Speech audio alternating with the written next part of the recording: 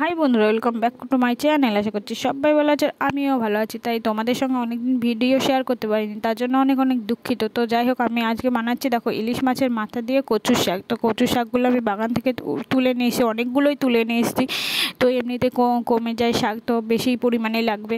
তো নিয়ে আসার পরে এগুলো ধরো ভালো করে ধুয়ে নিয়েছি আর ছাড়িয়ে নিয়েছি, দিয়ে এমন করে পিস পিস করে কেটে নিয়েছি। কেটে নেওয়ার পরে এটা একটু ভাপ দিয়ে নেবো। তো ভাপ দিয়ে 10 মিনিট ভাপ দিয়ে নিলে কী হবে, এটা গলা ধরবে না, ঠিক আছে। তো ভাপ দেওয়ার পরে দেখো আমি একটু লবণ দিয়ে দেবো।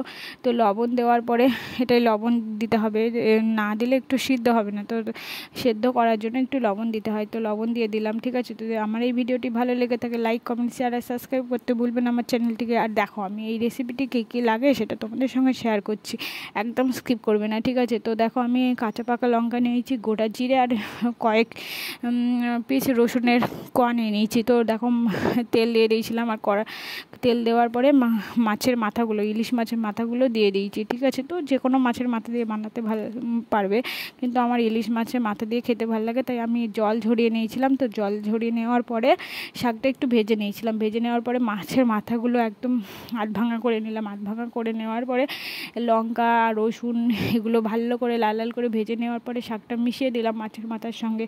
তো দেখো আমার শাক, ইলিশ মাছের মাথা দিয়ে কচুর শাক রেডি। তো এই রেসিপিটি কেমন লাগলো অবশ্যই জানিও, আর সঙ্গে থেকো, ঠিক আছে। তো আর একটা সাবস্ক্রাইব করতে ভুলবে না, ঠিক আছে।